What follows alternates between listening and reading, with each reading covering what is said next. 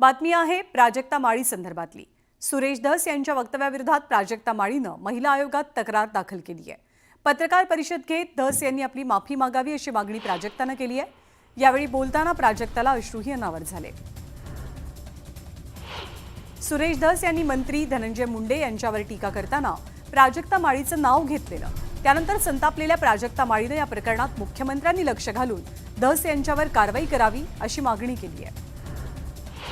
स्वतःच्या राजकारणासाठी महिला कलाकारांची नावं घेणं बंद करा, राजकारणात कलाकारांना का खेचता असा सवाल विचारत राजकारण्यांना हे कृत्य शोभत नाही या शब्दात प्राजक्ता माळीनं सुरेश धस यांच्यावर निशाणा साधला।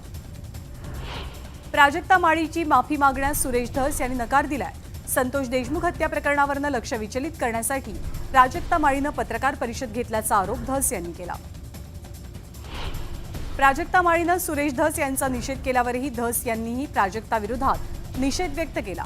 प्राजक्ताचा निषेध म्हणून यापुढे आपण हास्य जत्रा कार्यक्रम करणार नाही असं वक्तव्य सुरेश धस यांनी केलं। बीड प्रकरणात जे आरोपी फरार आहेत त्यांची संपत्ती जप्त करण्याची प्रक्रिया तातडीनं सुरू करावी असे आदेश गृहमंत्री देवेंद्र फडणवीसांनी सीआयडीचे अतिरिक्त महासंचालक बुर्डे यांना दिलेले आहेत। तसंच बंदुकीसोबत ज्यांचे फोटो आहेत ते जर खरे असतील तर त्या सर्वांचे परवाने रद्द करून या संदर्भात तातडीनं फेर आढावा घेण्याचे आदेश बीड पोलीस अधीक्षकांना दिले गेले आहेत। बीडच्या मोर्चावरनं रुपाली ठोंबरेंनी जितेंद्र आव्हाडांवर गंभीर आरोप केले। रुपाली ठोंबरे यांनी फेसबुकवरती जितेंद्र आव्हाडांचं कार्यकर्त्यांसोबतचं व्हॉट्सअपवरचं संभाषण शेअर केलं। आव्हाडांनी कार्यकर्त्यांना चिथवल्याचा आरोप ठोंबरेंनी केलाय, तर रुपाली ठोंबरेंचे आरोप आव्हाडांनी फेटाळून लावले। धनंजय मुंडेंना मदत करण्यासाठी अजित पवारांची टीम कामाला लागली असा आरोप करत हे चॅट आपलं नाही असा दावा जितेंद्र आव्हाडांनी केलाय। माजी सरपंच संतोष देशमुख यांच्या हत्येच्या निषेधार्थ आज लाखो नागरिक रस्त्यावर उतरले। काळे कपडे आणि हातात काळे झेंडे घेत नागरिकांसह मोठे नेतेही मोर्चात सहभागी झाले। संतोष देशमुखांच्या मारेकऱ्यांना तात्काळ शिक्षा व्हावी अशी मागणी आंदोलकांनी केली। मोर्चात सहभागी झालेल्या नागरिकांनी संताप व्यक्त केला। मुख्य सूत्रधारांना अटक कधी करणार असा सवाल विचारत आंदोलनकर्त्यांनी आक्रमक भूमिका घेतली। बीडमधल्या सर्वपक्षीय मोर्चानंतर देशमुख कुटुंबियांच्या वतीनं जिल्हाधिकाऱ्यांना निवेदन दिलं गेलं।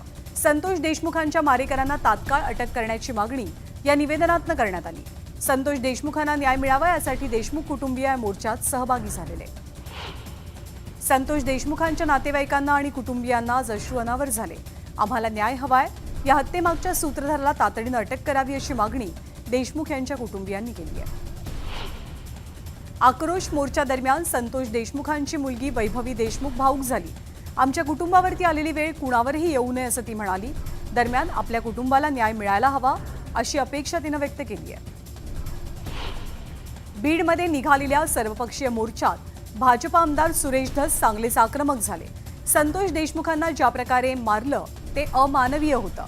त्यांचा छळ करून त्यांना मारण्यात आलं। बंदुकीचे परवाने देणाऱ्यांवरती कारवाई व्हायला हवी असंही सुरेश धस म्हणाले। आमदार सुरेश धस यांनी संतोष देशमुख प्रकरणावरनं पंकजा मुंडेंवर निशाणा साधला। पंकजाताई संतोष देशमुख यांच्या घरी का गेला नाही तसा सवालही त्यांनी विचारला। धनंजय मुंडे बोगस मतांवरती निवडून आलेत असा आरोप भाजपचे आमदार सुरेश धस यांनी केला। धनंजय मुंडे, तुम्ही 1,42,000 मतांनी निवडून आलात, मतदानाच्या दिवशी तुम्ही लोकांना बदललं असाही घणाघात धस यांनी केला। 40 लाखांपैकी 9 लाख वाल्मिक कराडच्या घरी गेल्याशिवाय फाईल मंजूरच होत नव्हती। ही बीड जिल्ह्याची करुण कहाणी आहे असा हल्लाबोल सुरेश धस यांनी केला। वाल्मिक कराडनं गायरान जमीन लाटल्या, बंजारा समाजाची स्मशानभूमीही घेतली असा आरोप त्यांनी केला। गोपीनाथ मुंडेंनी मुंबईमधलं गँगवॉर बंद केलं होतं, तो अनुभव वेगळा असून आजचा अनुभव वेगळा आहे असं सुरेश धस म्हणतात। मुंडे बहीण भाऊ दोघेही एकच आहेत असा आरोपही त्यांनी केला। धनंजय मुंडेंना मंत्रिपद देऊ नका असं आपण सांगितलं होतं, मात्र आता जर त्यांना पालकमंत्रीपद दिलं तर आपण स्वतः बीडचं पालकत्व स्वीकारू असं छत्रपती संभाजीराजेंनी म्हटलंय। आपल्या बीडचा बिहार करायचाय का हा सवाल संभाजीराजेंनी विचारला।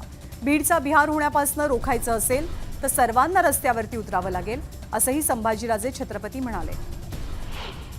तुमच्यात हिम्मत असेल तर धनंजय मुंडेंना आधी मंत्रिमंडळातनं हाकलून दाखवा असं आव्हान संभाजीराजेंनी अजित पवारांना दिलंय। अजित पवार नेहमी म्हणतात परखडपणे काम करण्याची आपली पद्धत आहे, आणि हे जर खरं असेल तर आता तुम्ही मुंडेंचा कार्यक्रम करून दाखवा, असं संभाजीराजे म्हणाले. बीडमधल्या सर्वपक्षीय मोर्चात जितेंद्र आव्हाडांनी सरकारला धारेवर धरलं. पोलिसांनी पावलं उचलली असती तर संतोष देशमुखांची हत्या झालीच नसती अशी टीका आव्हाडांनी केली. बीड जिल्ह्याचं नुकसान इथे पालकमंत्री म्हणून काम करणाऱ्यानं आणि पोलिसांनी केले असा आरोप करत जितेंद्र आव्हाडांनी धनंजय मुंडेंवरती निशाणा साधला. वाल्मिक कराडला वाल्मिक म्हणू नका, तो वाल्या आहे. त्रेतायुगात वाल्याचा वाल्मिकी झाला, कलियुगात वाल्मिकीचा वाल्या झाला, असा हल्लाबोल जितेंद्र आव्हाडांनी केला. संतोष देशमुख हत्या प्रकरणातला आकाचा मास्टरमाइंड धनंजय मुंडे, त्यानं मंत्रिमंडळात राहण्याचा अधिकार नाही, असा हल्लाबोल खासदार बजरंग सोनवणेंनी केलाय. सरकार मुंडेंच्या पाठीमागे असल्यामुळे त्यांची ताकद वाढली, असा आरोपही त्यांनी केला. वाल्मिक कराड यांना धनंजय मुंडेंचं संरक्षण आहे, असा आरोप आमदार संदीप क्षीरसागर यांनी केलाय. धनंजय मुंडेंचा राजीनामा घेतला जावा अशी मागणी त्यांनी केली. बीडमधल्या घटनेचा निषेध नोंदवत संजय राऊतांनी सरकारवर हल्लाबोल केला. सरकार संतोष देशमुखांच्या गुन्हेगारांना वाचवतंय, गुन्हेगार मंत्रिमंडळात आणि सरकारमध्ये आहेत अशी भावना लोकांच्या मनात निर्माण झाल्याचा आरोप राऊतांनी केलाय. वाल्मिक कराड आणि धनंजय मुंडेंचं कनेक्शन काय आहे, असा सवाल क्षीरसागरांनी विचारला. तर वाल्मिक कराडला संरक्षण का दिलं जातंय, हा सवालही त्यांनी उपस्थित केला. संतोष देशमुख हत्या प्रकरणाच्या तपासावरती खासदार बजरंग सोनवणेंनी संताप व्यक्त केलाय. मोर्चानंतरही देशमुख कुटुंबाला न्याय न मिळाल्यास उपोषणाचा इशारा दिला जातोय.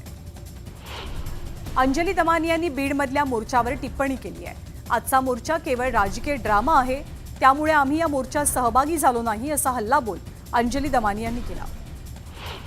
तर अंजली दमानी यांनी बीडच्या जिल्हाधिकारी कार्यालयात जात प्रभारी जिल्हाधिकाऱ्यांची भेट घेतली. यावेळी संतोष देशमुखांच्या हत्येप्रकरणी त्यांनी जिल्हाधिकाऱ्यांसोबत चर्चा केली. संतोष देशमुख हत्येप्रकरणी जरांगे पाटलांनी सरकारवर हल्लाबोल केला. संतोष देशमुख हत्या प्रकरणातल्या आरोपींना सरकार पाठीशी घालतंय का, हा सवाल जरांगेंनी विचारलाय. संतोष देशमुख हत्येच्या निषेधार्थ प्रत्येक जिल्ह्यातनं मोर्चा काढावा आणि मोर्चाची तयारी उद्यापासून सुरू करावी, असं आवाहन जरांगे पाटलांनी केलंय. या हत्या प्रकरणामध्ये मनसुख हिरेन यांच्या प्रकरणापेक्षाही मोठा आहे. स्वतःची दहशत आणि वरदहस्त निर्माण करण्यासाठी संतोष देशमुखांची हत्या झाली, त्यामुळे ज्यांची नावं पुढे येतात त्यांनी स्वतःहून पदाचा त्याग करावा अशी मागणी करत नरेंद्र पाटलांनी धनंजय मुंडेंवरती हल्लाबोल केला. तपास सुरू असताना धनंजय मुंडे किंवा इतर कुणाचंही नाव घेणं योग्य नाही. हा राजकीय किंवा कुणा विशेष समाजाविरोधातला मोर्चा नाही, तर आरोपी विरोधातील मोर्चा आहे, त्यामुळे कुणाचंही नाव घेणं योग्य नाही, असं वक्तव्य विनोद पाटील यांनी केलंय. प्रकाश सोळंके यांनी धनंजय मुंडेंवर निशाणा साधला. गेल्या 5 वर्षांपासून धनंजय मुंडेंसह भागवत कराड यांच्या दहशतीबाबत अजित पवारांना कल्पना दिली, मात्र त्याकडे त्यांनी वारंवार दुर्लक्ष केलं. वाल्मिक कराड याच्या दहशतीबाबत अजित पवारांना कल्पना दिली, मात्र त्याकडे त्यांनी वारंवार दुर्लक्ष केलं, असा आरोप प्रकाश सोळंकेंनी केलाय. तर दहशतवाद आणि दडपशाही वाढत असेल तर पालकमंत्रीपद कुणाला द्यायचं याचाही विचार व्हायला हवा, असंही ते म्हणाले. संतोष देशमुख यांची हत्या करणाऱ्या मारेकऱ्यांना शिक्षा झालीच पाहिजे. या प्रकरणातल्या गुन्हेगारांना आता सोडणार नाही, असं मुख्यमंत्र्यांनी सांगितलंय. हे वक्तव्य केलंय रुपाली ठोंबरेंनी. माजी सरपंच संतोष देशमुख यांच्या हत्येप्रकरणी आणि परभणीतल्या घटनेत न्याय मिळण्यासाठी अमरावतीमध्ये बच्चू कडूंनी ठिय्या आंदोलन केलं.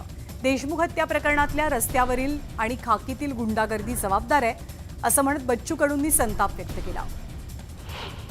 राजगुरुनगर घटनेतल्या आरोपीला मदत करणाऱ्यांनाही सोडलं जाणार नाही, असा इशारा रुपाली चाकणकर यांनी दिलाय. पीडित कुटुंबाला मनोधैर्य योजना आणि मुख्यमंत्री सहायता निधीतनं मदत केली जाईल, अशी माहिती त्यांनी दिली. तळ कोकण आणि पश्चिम महाराष्ट्राला जोडणारा करूळ घाट 15 जानेवारीपर्यंत एकेरी वाहतुकीसाठी खुला करण्याचे संकेत मंत्री नितेश राणे यांनी दिलेत. गेल्या वर्षभरापासून हा घाट बंद आहे. दरम्यान या घाटाचं 50 ते 60% काम पूर्ण झाल्याची माहिती नितेश यांच्या वतीनं दिली गेली आहे. खासदार सुनील तटकरेंनी कोलाड आंबेवाडी नाक्यावर नव्या उड्डाण पुलाची पाहणी केली. हा पूल पिलरवरती उभा करण्याची मागणी नागरिकांनी केली होती. या पार्श्वभूमीवर तटकरेंनी पुलाची पाहणी केली. मंत्री प्रताप सरनाईकांनी भाईंदरच्या एसटी बस आगाराची पाहणी केली. न्यूज 18 लोकमतनं बस स्थानकाची दुरवस्था झाल्याची बातमी प्रसारित केली. त्याचीच दखल घेत सरनाईकांनी पाहणी दौरा केला. भाजप संघटन पर्वचे महाराष्ट्र प्रदेश प्रभारी म्हणून माजी मंत्री रवींद्र चव्हाण यांची नियुक्ती झाली आहे. भाजपचे प्रदेशाध्यक्ष चंद्रशेखर बावनकुळे यांच्याकडून रवींद्र चव्हाण यांच्या नावाची घोषणा झाली. त्यामुळे आता प्रदेशाध्यक्षप्रमाणेच रवींद्र चव्हाण यांच्याकडे अधिकार असतील. आमच्या नेत्यांनी आपली 20,000 मतं महाविकास आघाडीकडे वळवली आहेत, असा गंभीर आरोप संजय गायकवाड यांनी केला आणि पुन्हा एकदा मंत्री प्रतापराव जाधव यांच्यावर निशाणा साधला. त्यामुळे आता बुलढाणा जिल्ह्यातल्या शिवसेनेमधली अंतर्गत दुफळी चव्हाट्यावरती आली आहे. पुढच्या 2.5 वर्षांनंतर आपण मंत्री नसू, असं विधान आमदार संजय गायकवाडांनी केलं. मी 2.5 वर्ष मंत्री राहीन असं एकनाथ शिंदेंनी आपल्याकडनं लिहून घेतलं असल्याची माहिती त्यांच्या वतीनं देण्यात आली आहे. मुख्यमंत्री देवेंद्र फडणवीस 20 जानेवारीला दाओसच्या दौऱ्यावरती जातात. वर्ल्ड इकॉनॉमिक फोरमच्या वार्षिक अधिवेशनात ते सहभागी होतील. राम सातपुतेंनी मोहिते पाटलांवर जोरदार हल्लाबोल केलाय. भाजप कार्यकर्ता सुनील होळ यांना मोहिते पाटलांच्या गुंडांनी अमानुषपणे मारहाण केली. त्यांच्या पायाखालची जमीन सरकल्यानं त्यांचे भ्याड हल्ले सुरू आहेत, असा हल्लाबोल त्यांनी केला.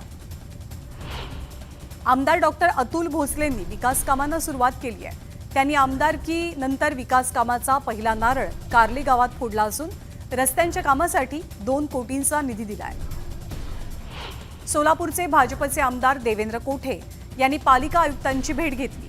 दुहेरी जलवाहिनीसह शहरातल्या विकासाबाबत त्यांच्याशी चर्चाही करण्यात आली.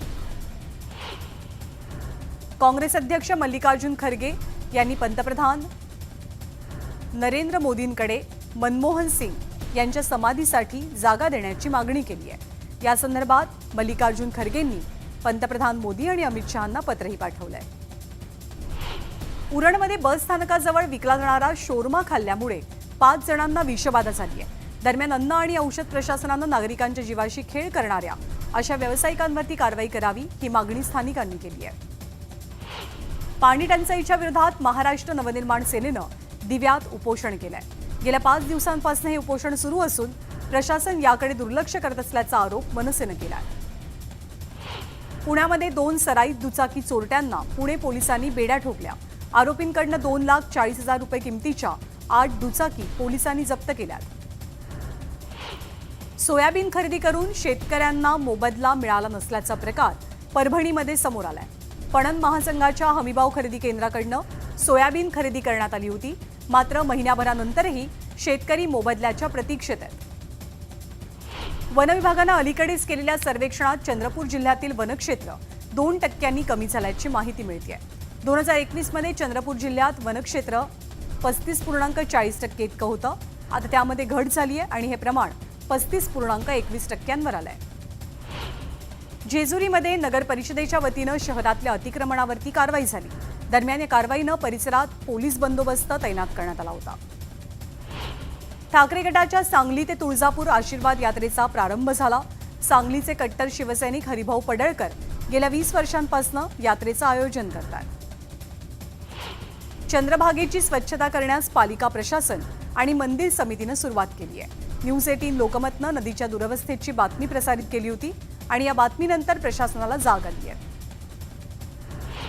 नाशिक पालिकेच्या आयुक्तपदाचा चार्ज घेताच मनीषा खत्री ॲक्शन मोडमध्ये आल्या.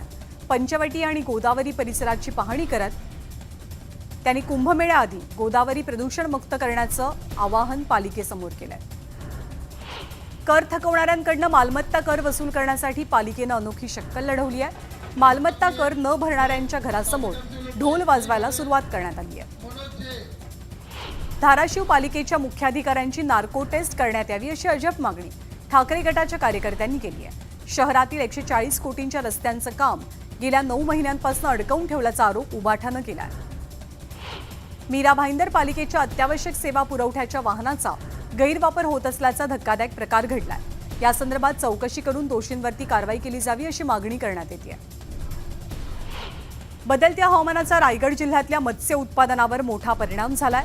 वातावरणात होणाऱ्या बदलांमुळे मासेमारीवरती परिणाम होतोय आणि त्याचा फटका मासेमारी करणाऱ्या व्यावसायिकांना बसलाय. धाराशिवमध्ये येत्या 15 दिवसांच्या आत जिल्ह्यातील प्रकल्पांबाबत कागदपत्र आणि माहिती सादर करावी असे आदेश जिल्हाधिकाऱ्यांनी मेडाला दिलेत. तर बैठकीमध्ये पवनचक्की प्रकल्पात शेतकरी आणि अधिकाऱ्यांमध्ये खडाजंगी झाली. पुण्यातल्या राजगुरुनगर शहरात आज बंद पाळला गेला. राजगुरू नगरातील 2 चिमुकल्यांवरती अत्याचार करून त्यांची हत्या केल्याच्या निषेधार्थ शहर बंदची हाक देण्यात आली। या 2 मुलींच्या हत्येच्या निषेधार्थ राजगुरुनगरमध्ये निषेध मोर्चा निघाला। या मोर्चात महिलांनी मोठ्या प्रमाणात सहभाग घेतलेला। घटनेतल्या आरोपींना फाशी द्यावी अशी मागणी आंदोलकांनी केली। पुण्यातील काळे पडळ परिसरात 7 वर्षीय चिमुकलीवरती अत्याचार करण्यात आले। दरम्यान संतप्त नागरिकांनी आरोपीला चांगला चोप देत त्याची धिंडही काढली। नवी मुंबई आंतरराष्ट्रीय विमानतळावरती वायुदलाचं C-295 आणि सुखोई 30 या विमानांच्या यशस्वी लँडिंगनंतर पहिलं विमान दिल्लीवरनं लँड होणार आहे। त्यामुळे विमानतळ लवकरच सुरू करण्याच्या प्रयत्नात केंद्र सरकार पावलं उचलत आहे। सोयाबीनला सरकारनं 4,892 रुपयांचा दर दिलाय, मात्र शेतकऱ्यांना बाजारात केवळ 3200 ते 3700 रुपयांचा दर मिळतोय। त्यामुळे कृषी उत्पन्न बाजार समितीत हमी भावापेक्षा कमी भावात सोयाबीन खरेदी होत असल्यानं शेतकरी आर्थिक संकटात आहे। नांदेडमध्ये सततच्या बदलत्या हवामानामुळे मोसंबी पिकाला फटका बसतोय। नांदेडच्या नायगावात बदलत्या हवामानामुळे मोसंबीच्या पिकाला गळती लागली आहे। रावेर आणि यावल या तालुक्यांमध्ये गारपिटीमुळे झालेल्या नुकसानीची आमदार अमोल जावळेंनी पाहणी केली। शेतकऱ्यांना लवकरात लवकर मदत मिळवून देण्याचं आश्वासनही त्यांनी दिलंय। कोपर गावात अवकाळी पावसानं हजेरी लावली। दरम्यान अचानक आलेल्या पावसामुळे नागरिकांची तारांबळ उडाली। नंदुरबारमध्ये अवकाळी पावसाच्या हजेरीनंतर नंदुरबार दाट धुक्यामध्ये हरवलंय। सर्वत्र धुकं पसरल्यामुळे चालकांनाही थोडा त्रास सहन करावा लागलाय। नंदुरबारच्या अक्राणी तालुक्यात अवकाळी पावसाच्या सरी बरसल्यात। या अवकाळी पावसामुळे तालुक्यातील आंबा पिकाचं मोठं नुकसान होण्याची शक्यता आहे। अनेक झाडांवरचा आंब्याचा मोहर गळून पडलाय। जळगावमध्ये सुरू असलेल्या अवकाळी पावसामुळे पिकांना मोठा फटका बसतोय। वादळी वाऱ्यासह झालेल्या पावसामुळे ज्वारी, हरभरा ही पिकं जमीनदोस्त झाली आहेत। त्यामुळे शेतकऱ्यांना आर्थिक अडचणींचा सामना करावा लागणार आहे। जळगाव जिल्ह्यात वादळी वाऱ्यासह गारपिटीचा तडाखा बसल्यानं यावल तालुक्यात केळीचं सर्वाधिक नुकसान झालंय। तूर, हरभरा, गहू या रब्बी पिकांचंही मोठ्या प्रमाणात नुकसान झाल्याचा अंदाज आहे।